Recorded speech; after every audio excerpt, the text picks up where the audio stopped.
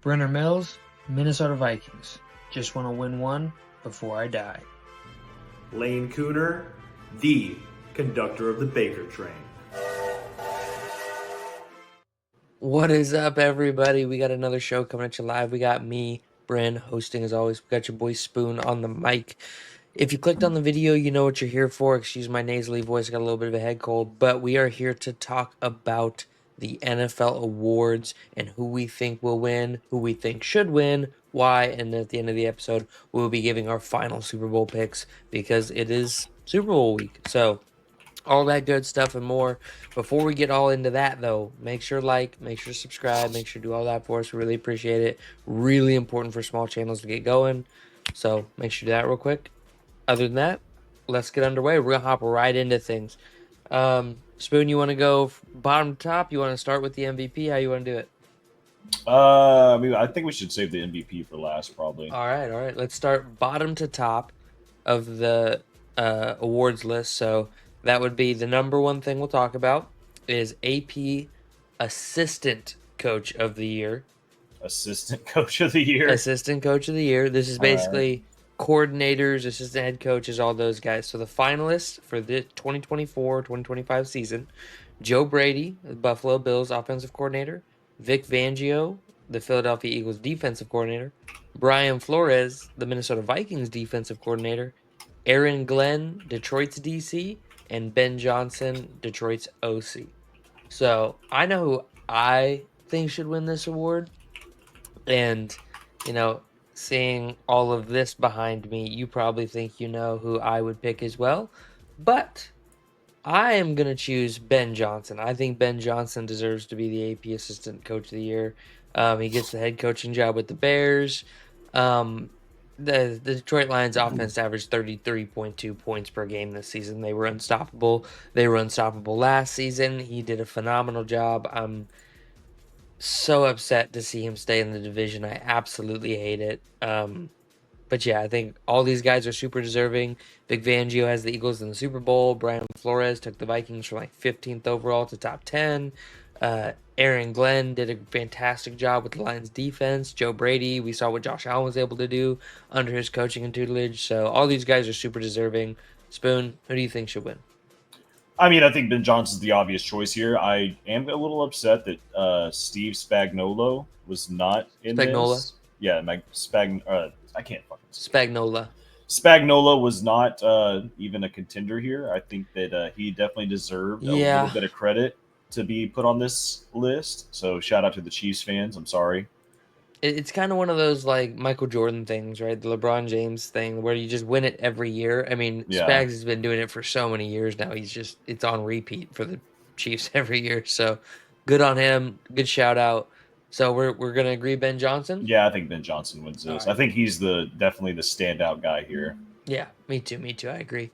All right, so let's move on to AP Coach of the Year. The finalists are as follows: Dan Campbell, Detroit Lions; Kevin O'Connell, Minnesota Vikings; Sean Payton, Denver Broncos; Dan Quinn of the Commanders; and Andy Reid of the Kansas City Chiefs. And, Andy Reid probably obviously deserves it, but he's not going to win it. No, he's not going to win it. I would say Dan Campbell deserves it. All these guys deserve it, but Dan Campbell deserves it, but he won't get it because he had the two really great assistant head coaches.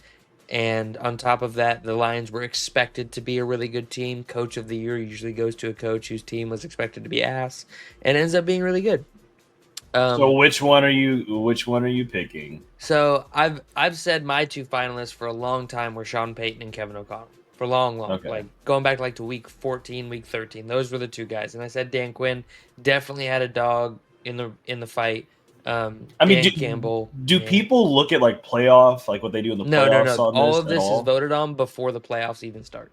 Yeah, see, because if playoffs were included, then Dan Quinn takes it. Dan Quinn, no question. I think Dan Quinn takes it. Playoffs, this is all voted on before the playoffs even start. So, regular season success only. And because of that, what were you going to say? I don't know how to pick Kevin O'Connell over Sean Payton or Sean Payton over Kevin O'Connell. It's just I don't know. They both took teams that we thought were going to be very bad. Very bad. to the Broncos were playoffs. slated to win 5.5 games. The Vikings were slated to win 6.5 games. I'm gonna say I'm giving it to KOC. You know, I'm gonna Well, rep I my know guy. that. I'm gonna rep my guy. Sean Payton, I hate him, but he's deserving of this award. I can't say he's not. I do believe that he's, as we both know, an offensive guy. Their offense ranked 22nd. They had the number 2 overall defense. So while it is the head coach's job to get the right assistant coaches in the building, I don't think the Broncos' success was as much to do with Peyton as the Vikings' success was as to do with O'Connell. That being said, Sean Payton still is deserving of this award and still is the head coach of the Broncos.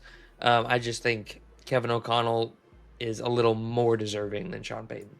Yeah, I don't think they should give it to Dan. I mean, Dan Campbell might actually win it. Who knows? But I don't think they should give it to him or Andy Reid. When I think of Coach of the Year, the very first thing that comes to mind is what did this coach do with the team that he had? Well, obviously Dan Campbell and Andy Reid did exactly what we expected them to do with their teams. But Kevin O'Connell, Sean Payton, Dan Quinn just much exceeded expectations when it comes to what they did with their teams. Yeah, absolutely. So if you had to pick, who are you going with? Man, I don't know. I mean, I'd probably lean towards Kevin O'Connell, but I mean, you could make an argument for Sean Payton or Dan Quinn, honestly. Yeah, for sure. All right, so we're going Kevin O'Connell on Coach of the Year. Let's move on to Comeback Player of the Year. Now, this is the one. I think this is a 2-horse race. We have Damar Hamlin, Buffalo Bills, Christian Gonzalez, New England Patriots, phenomenal cornerback. J.K. Dobbins of the Chargers, good running back. But then you have Sam Darnold, and then you have Joe Burrow. Those are the two. Joe Burrow's got the stats, doesn't have the wins. Sam Darnold's got the wins, doesn't have all the stats. It's hard. I try to measure Comeback Player of the Year of how low were you versus how high did you get, right? And Sam Darnold went from literally being a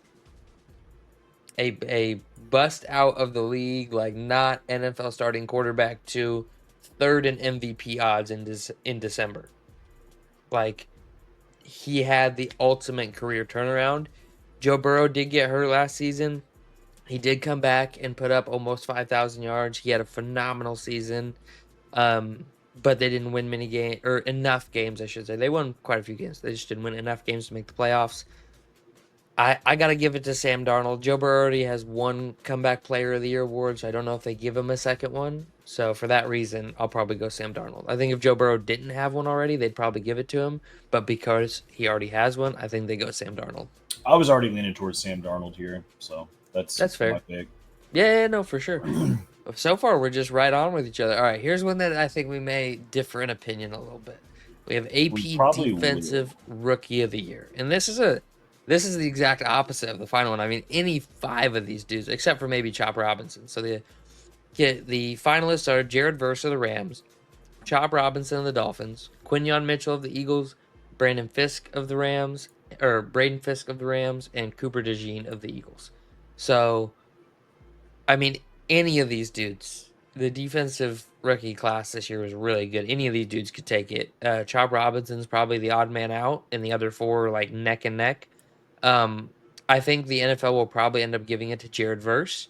I think is who the voters probably went with. That's my pick. That was mine. I was going to pick Jared Verse.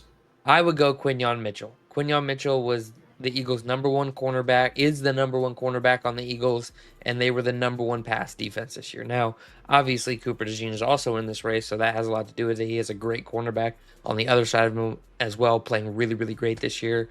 But when you are the number 1 cornerback on the number 1 pass defense, especially as a rookie, man, I got to give it up. So I'm going Quinyon Mitchell, and you're going Jared Verse? I'm going Jared Verse. All right, that's fair. He was an absolute stud all season. Played his tail off, dude. But I'm going to go Quinyon Mitchell. So let's move on to Offensive Rookie of the Year. And this one. So this one should be a 2-horse race, but it's a 1-horse race. Like, we all know who's going to get it. The finalists are Brian Thompson Jr., Bo Nix, Malik Neighbors, Jaden Daniels, and Brock Bowers. So the And 2 horses, can I guess who they are? yeah, Obviously, yeah. I would assume Jaden Daniels. Yep, he's number one. And then Brock Bowers. Yep, Brock Bowers Okay. was the other one. So it's hard because Jane Daniels had 4,500 total yards. He had 30 plus total touchdowns. He had 10 total turnovers, so 3-to-1 turnover ratio to touchdown ratio, and he had over 100 passer rating. Man, he played lights out, especially as a rookie. Like we all saw what he did in the playoffs too, and that's not even a part of this. But it just throughout the entire regular season, he had one really bad game all season. He played lights out the rest of the year. He was calm, cool, collected, poised. He was everything you want your star quarterback to be. He ran the ball for over 890 yards, almost 900 total yards. He passed for a ton of yards. Like he's just everywhere, all over the field, and yeah, he's just had the stud of a season. The crappy part is that Brock Bowers came in, had the second most receptions by a tight end ever, set the rookie tight end receiving record, and was 16th all time in receiving yards by a tight end. And I know 16th sounds low, but that's only 278 yards behind first place all time. So he's up there with the Tony Gonzalez seasons, the Travis Kelce seasons, the George Kittle seasons, the Mark Andrews seasons. He's up there with all those high-end tight end receiving seasons year one. So what Brock Bowers did as a tight end, in my opinion, is more impressive than what Jaden Daniels did as a quarterback. But playing the quarterback. Oh, your mic just cut out. Well, I figured what you were going to say is the toughest position in football is the quarterback position, and Jaden Daniels took it and ran with it and had an excellent season. I can't hear you. You're still cut out. That's why Jaden Daniels is my pick, obviously. It's not. Hello? I can hear you back now. Yep. Yeah, you're back. 1 second. Get my headphones set. Can you hear me? Yeah. But no, yeah, I was just saying, I Jaden. can't hear you now. You can't hear me? Okay. Well, we're going through some technical issues real quick. Spoon, you want to go ahead and take us on to Offensive Player of the Year real quick? Give everybody the rundown on that. Sure, man. So Offensive Player of the Year, personally, I think this is pretty much set in stone. I think we all know who's going to win this award. The finalists, though, are Lamar Jackson, Derrick Henry, Jamar Chase, Joe Burrow, and Saquon Barkley. I would say, Saquon's probably going to win this award. I feel like this award usually goes to the top running back. They might as well just rename it to the top running back award of the year. But yeah, it's between. If anybody has a chance to win this, I would say it'd be Joe Burrow could upset Saquon to win it. But I definitely think this award goes to Saquon, and I would assume that Bryn would probably agree with me on this one. It's just. Yeah, after the season Saquon just had, it's kind of insane to put anybody above him. I really wish that he could have some input here, but I feel like I know what it is. AP Defensive Player of the Year. Bryn, you there? Can you hear me? No. All right.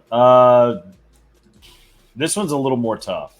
I can see this award going several different ways. Looks like he just left me here by myself. The finalists, though, are TJ Watt, Patrick Surtain, Trey Hendrickson, Myles Garrett, and Zach Bond. I really don't know which way Brenner would go here. All right, I'm back. I got it all figured out. All right. Okay, all right. so I'm on Defensive Player of the Year right now. All right, who'd you pick for your Offensive Player of the Year? Saquon, and I said that I figured you. Saquon by a mile. I basically said that this award is essentially just the best running back award now. I feel like. Justin Jefferson just won it a couple years ago. Yeah, but I feel like it's if a wide receiver or a running back goes off, that's who gets this award. Yeah, for Whichever sure. It should be changed to skill position player of the year versus quarterback of the year. There you go. I did say, though, that if anybody were to possibly upset Saquon here, it would probably be Joe Burrow, but I don't see that happening. Yeah, I don't see that happening either. All right, so have you said your defensive player of the year yet? I went over the options, and I basically said I have no idea what direction you would go here. So I was hoping that you would jump in.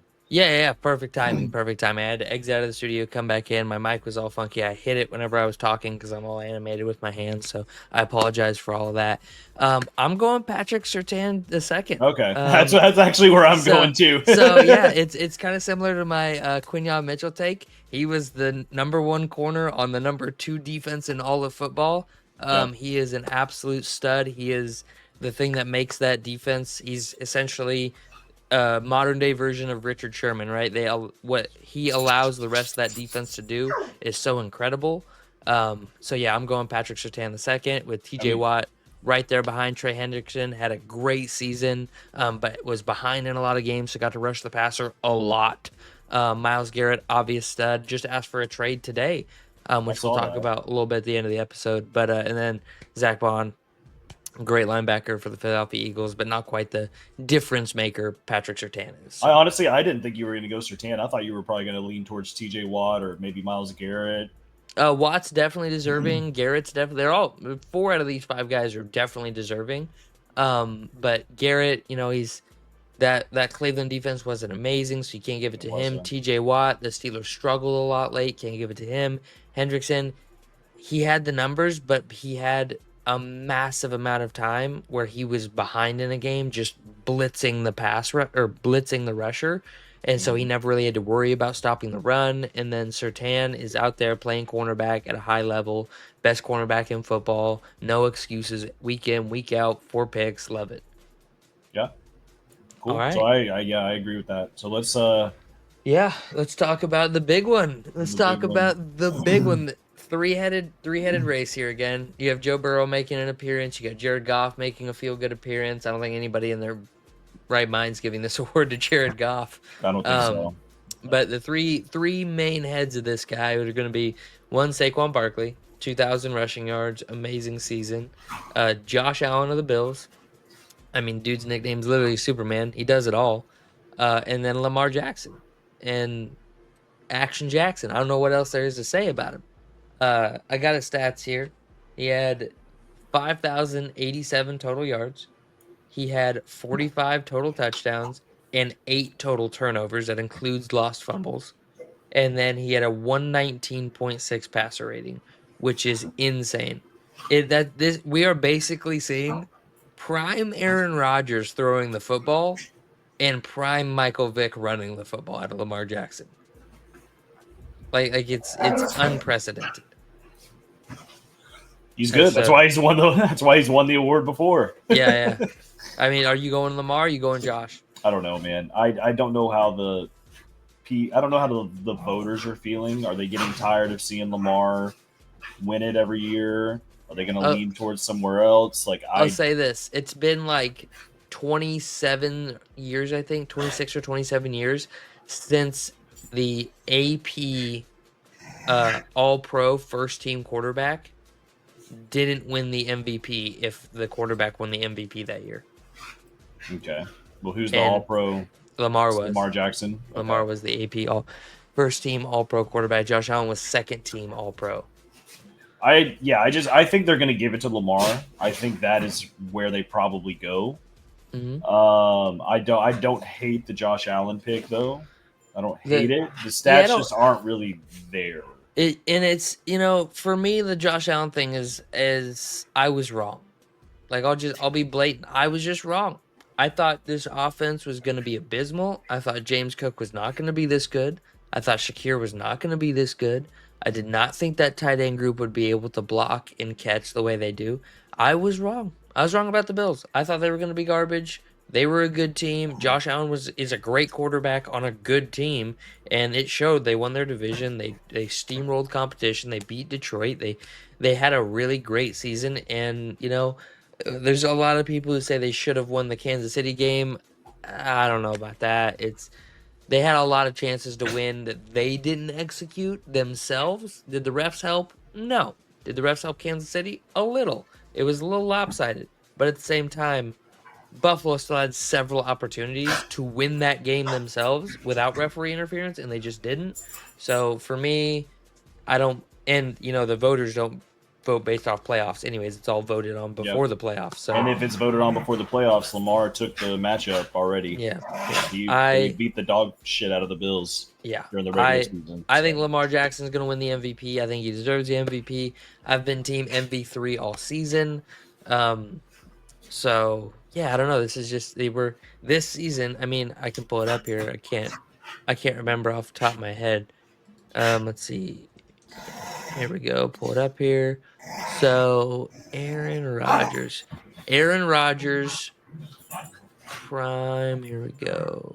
So get the quarterback rating. So yeah, Aaron Rodgers in 2011 posted a 122.5 quarterback rating, a 121.5 in 2020, and a 112 was his next highest, and that was in 2014. So you remember 2014 Aaron Rodgers, 2011 Aaron Rodgers. That dude was insane, right? Throwing the football, winning MVPs, putting up 45, 38, 48 touchdowns. If anyone remembers, I promise you it's a Cowboys fan. Yeah, seriously. Dude was insane to watch. I hated it. I absolutely hated it to watch him because I'm a Vikings fan. But he was all over the place. He was putting up MVPs left and right, and we're literally watching a passing season on par with that, and then throw on top of that 900 plus rushing yards. So I don't know how you don't give it to Lamar Jackson based off that. Like, Josh Allen is definitely the best player on the Bills. Like, there's no question about it. And I think people are going to hate me for this, and they already do when I say this, but Lamar and Josh had similar supporting casts this year. Josh had, hear me out. Nope. James Cook. James Cook's a good running back. Just because they don't use him the same amount as they use Derrick Henry, James Cook is still a really good running back. He's really good. And I would take, Shakir and Zay Flowers are kind of a wash to me. I don't see one is really better than the other or worse than the other. And then the defenses, there was like a 0.4 difference in points per game among the Bills and the Ravens defense this year. I think that the Bills tight end room as a whole played similarly outside of the touchdowns. Mark Andrews kind of got hot with the touchdowns late in the season. I just don't think this is... I think if Derrick Henry was in Tennessee again this year, he would have had 800 yards. Like, playing next to Lamar Jackson is what has allowed him to have a resurgence like this. And because this isn't 26-year-old Derrick Henry we're talking about. This is 30-year-old Derrick Henry we're talking about. So I get some hate for that. I'll take the hate. I believe it. I believe the supporting casts are similar. Does Lamar have a little bit better supporting cast? Probably. I wouldn't hate that take on it, but it's not like it's leaps and bounds better in my opinion.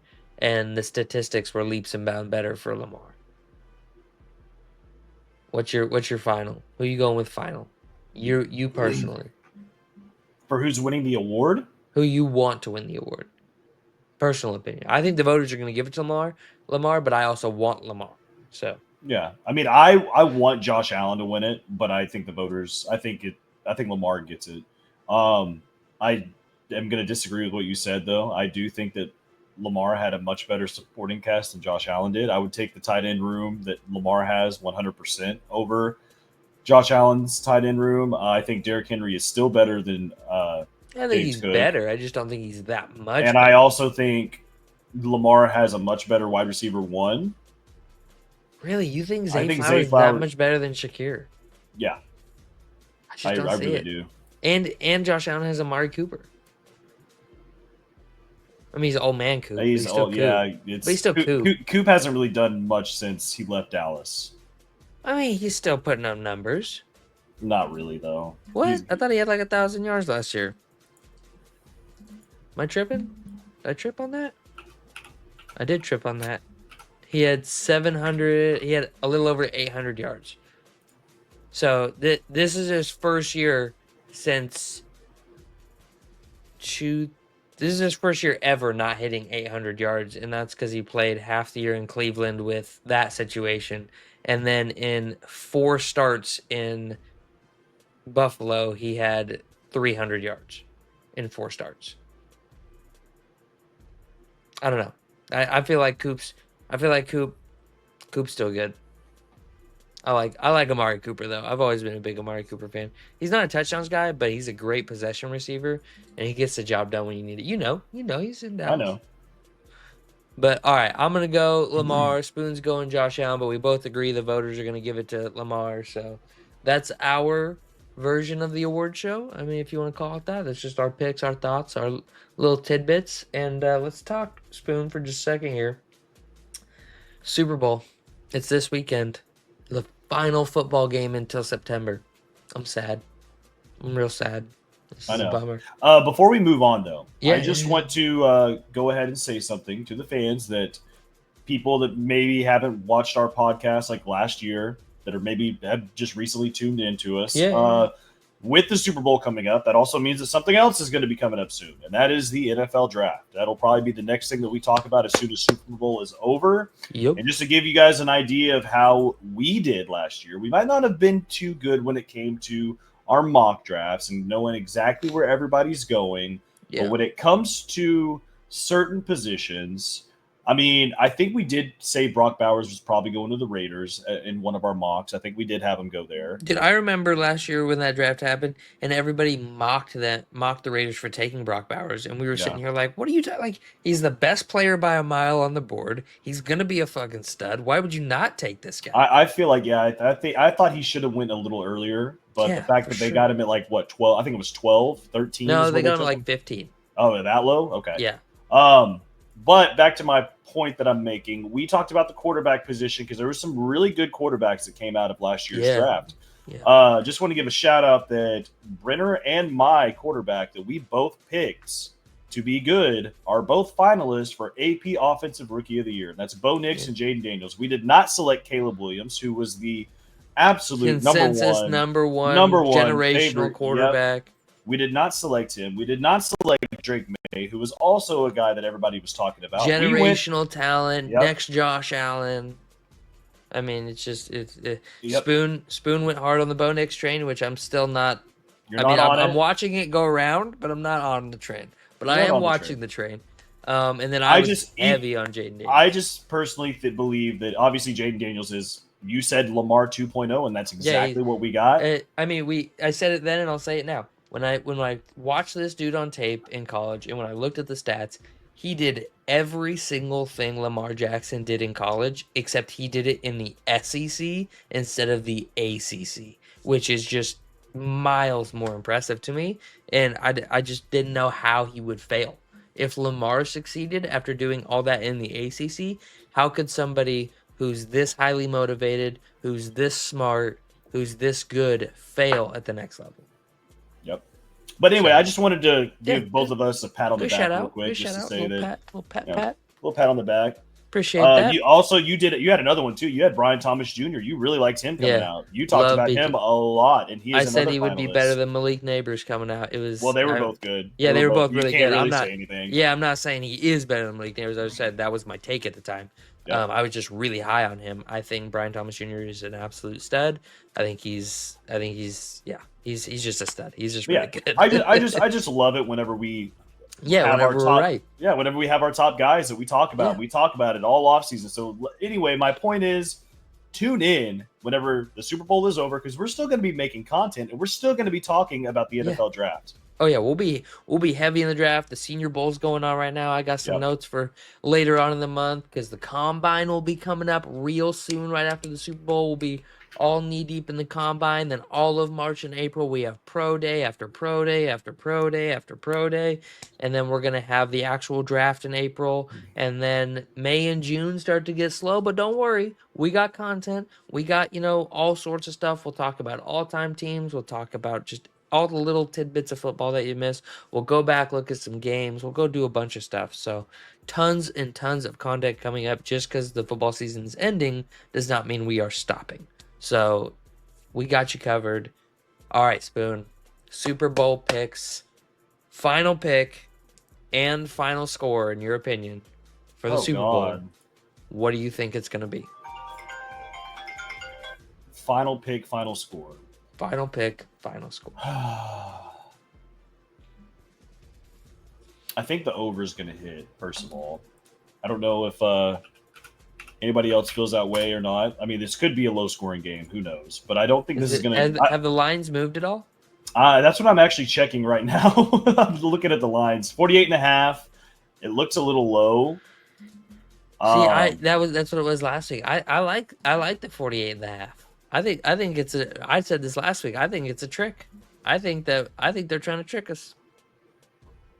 I could definitely see this being like a 31-27 game, though.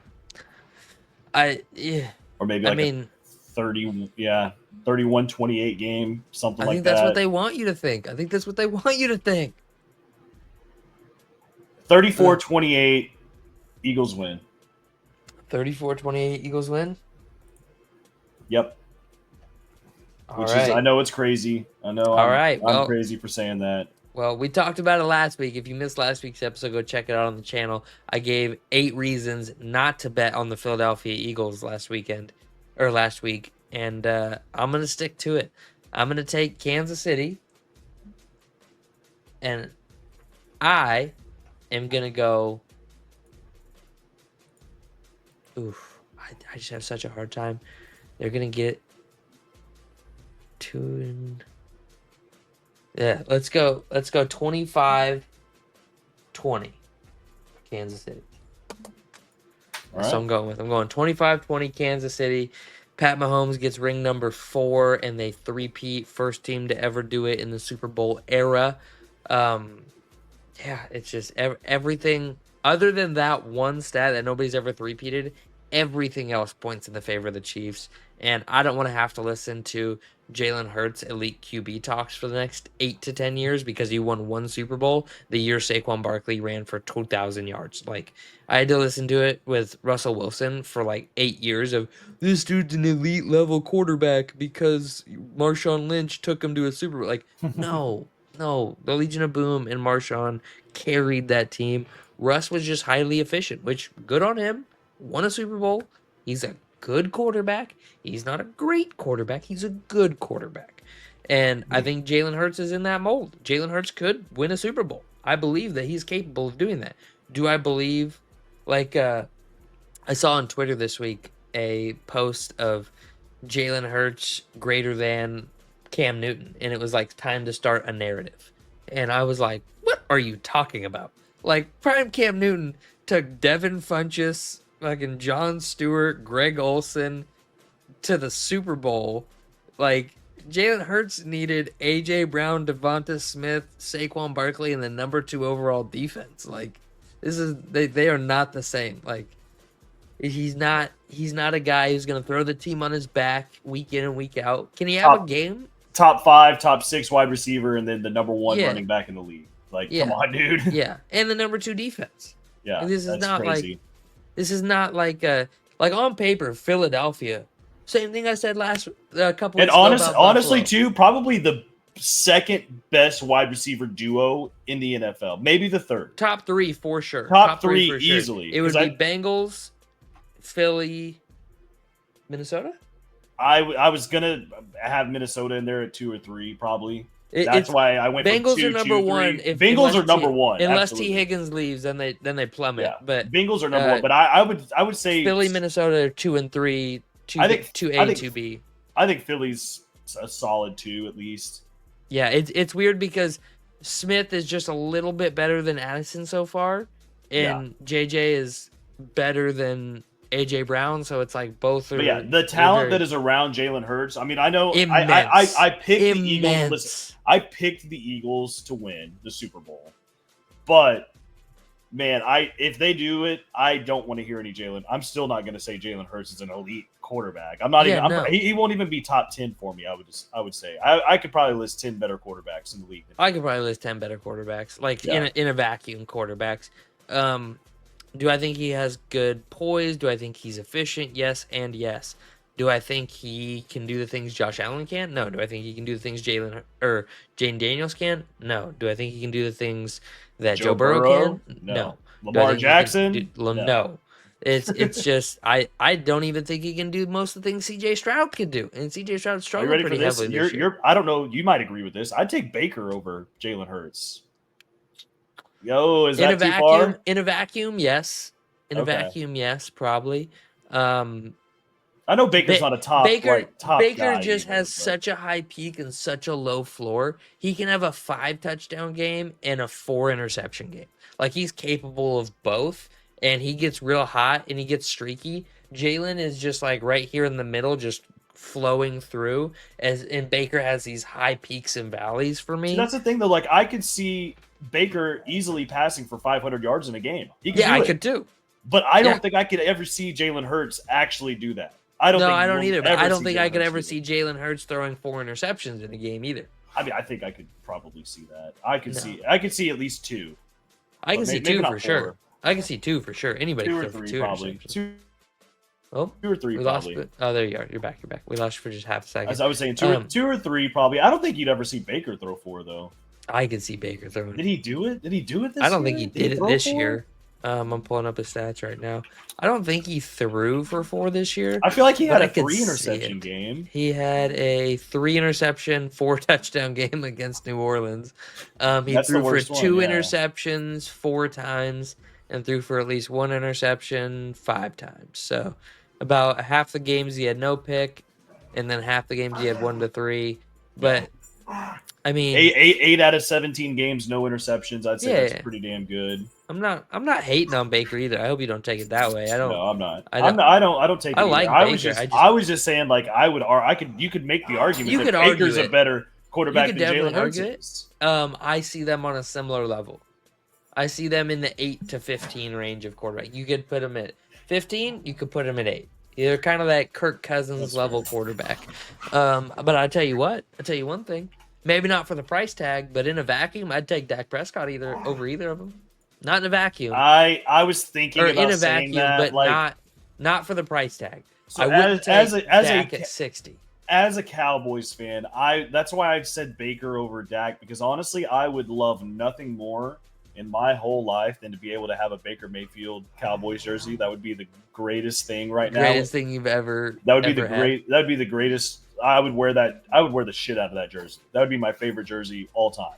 But you know what jersey I'm getting ready to have that's fucking fire? What? A Luka Lakers jersey.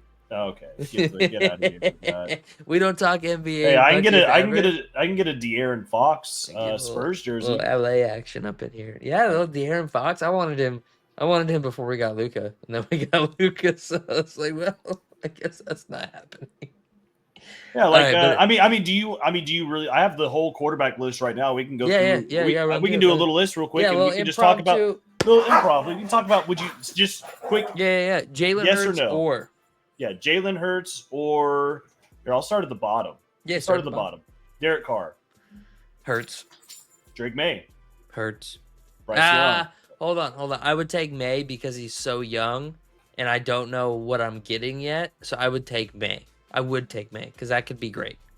Okay, Bryce Young, Hurts. Maybe not the young quarterbacks. I think that's a little too much. But Russell Wilson, Hurts. Tua, Hurts. Okay, I think this is Jordan Love. Love. Yep. Kirk Cousins, Hurts. I think Kirk's cooked.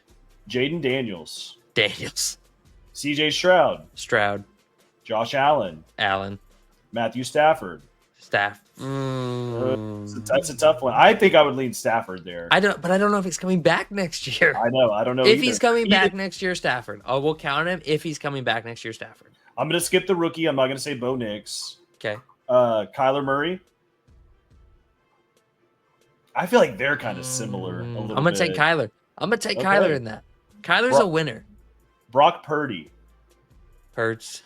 Justin Herbert. That's Herb. Easy. Herb. Yeah, 100%. Would you take Aaron Rodgers now over Hurts? Like this season, would you have taken him? I'd take Hurts. Either. And then now we're getting to the Mahomes. Yeah, Lamar Jackson. We're at 10, right? That's 10 that I said. We've already said 10, and I haven't even said Joe Burrow, Jared Goff, or Baker Mayfield, or Geno Smith, who are the leading passing. I wouldn't take Geno Smith over Hurts. I wouldn't take Geno Smith, but I would probably 12 to 13 guys because we have Stafford in there still, and we don't know if he's coming back next year. 12 to 13 guys over Hurts for sure. 10 for sure. 10 for sure. He's not a top 10 quarterback. So you easily just said 10. So he's definitely not the 8 to 15 range. He's probably Well, I could see somebody making the argument that he's 8. Like for me personally, he's 11 to 13 range, but I could understand somebody making the argument of being 8th overall, and I could also understand the argument of somebody saying 15th overall, but I would have him like 11 to 13. Okay, I got 3 more quarterbacks, and then I'm done. Okay. Anthony Richardson. Hurts. I gotta take Hurts right now. He hasn't shown it. Trevor Lawrence. Ooh, I really like T-Law. I'm a big T-Law guy. I'm taking Trevor Lawrence. I'm taking Trevor Lawrence. I like the talent he has in the arm. I can fix him. I sound like a fucking sorority girl. I can fix him. And now the moment of truth. Would you actually take Dak Prescott over Jalen Hurts? Yeah, I would. In a vacuum. As just quarterbacks. If you put Dak Prescott in this offense, I mean, it'd be insane. The tush push goes out the window, but just hand the ball off to Saquon Barkley from the 1. I think you'll be okay. Or just tush push with Saquon Barkley. Yeah, I think he'll be good. Just have Saquon take the snap and then have a couple of fullback linemen. Have you ever heard the Philly guys talk about the tush push? No. Dude, it's all the center. Jason Kelsey's talked 1,000 times about how much he hates the tush push because it feels like he's breaking his neck every play. And then the center they got this year is like, yeah, no, I hate that. I hate it. I absolutely hate that play. Yeah, because you're going to have a bunch of dudes diving towards your legs, first of all. That's just... Yeah, so I do think the tush push goes out the window if Jalen Hurts leaves, but if that's the reason that Jalen Hurts is your QB1, like, come on now. Like, I do believe he can turn it on when he needs to. He can have good games. I'm not trying to state that he's a garbage quarterback. He's still a top 15 guy on the planet Earth at playing the quarterback position. That's really fucking good. If he wins the Super Bowl, does that surpass him over any of the players that you just had? Yeah, it takes him over the CJ Strouds of the world, for sure, in my opinion, if he wins the Super Bowl. Unless Saquon Barkley has 350 yards and Jalen Hurts has 112 yards and two interceptions. Then I'm like, well, Jalen Hurts is exactly who I thought he was, and Saquon Barkley is the greatest of all time. So he would probably have to throw for over 200 yards, maybe 2 passing touchdowns, 0 interceptions. They would have to win, and he would have to have a passer rating of at least 100 for me to move him up. And he'd have to have a passer rating below 90 for me to move him down. Okay. I'm a big passer rating guy. It's all about the passer rating does a lot for me just because it'll tell me, if you're throwing a lot and being efficient. It'll tell me if you're throwing a little and being efficient. It'll tell me a lot of things. So I would say if he goes over 100 and wins, serious potential.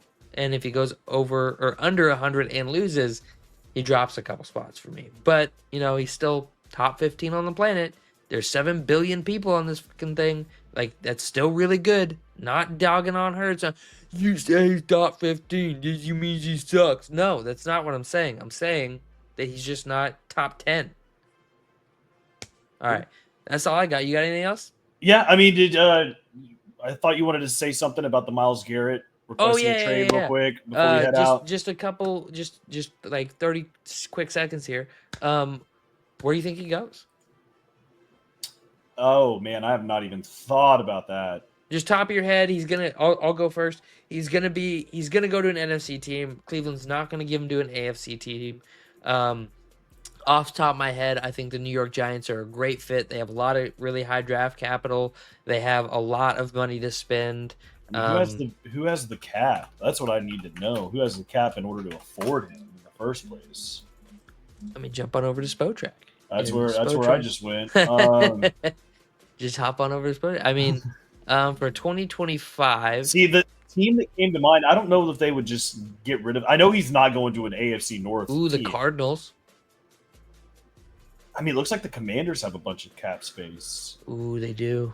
And I'm sure that would make Myles Garrett happy to say, they just don't have the draft capital left. The Commanders, yeah. Yeah. That's the problem, is getting the draft capital.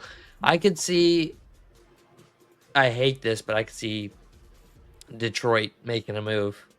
I thought that's what I heard you say that in the group chat. I would hate that. I don't know. I know for a fact they're not going to trade him to an AFC North team, though, back to what I was saying. But I could see a world where they do give him to a different AFC I don't see a world where they give him to an AFC team. I mean, the Patriots could really use him.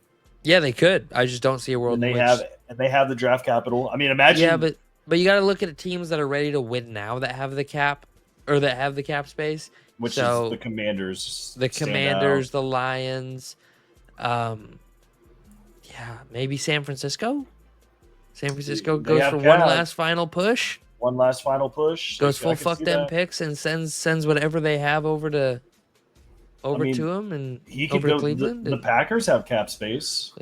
Keep him out of the NFC North, dude. Unless he's gonna play for me. I don't even want it. I mean, y'all have a bunch of cap space too. Y'all can sign him. He could but we don't have the draft cap. We have 3 picks in this year's draft. We have 3 picks, so we do not have the draft capital.